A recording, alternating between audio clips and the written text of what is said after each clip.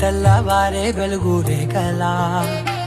పచ్చ పచ్చ పచ్చి మట్టి బొమ్మలా అల్లి బిల్లి వెన్న పాల నురగలా అచ్చ తెలుగు ఇంటి పూల కొమ్మలా దేవదేవుడే పంపగా ఇలా దేవతే మా ఇంట అడుగే పెట్టెనంట బ్రహ్మ కళ్ళలో కాంతులే మా అమ్మలా మా కోసం మళ్ళీ లాలి పాడేనంట.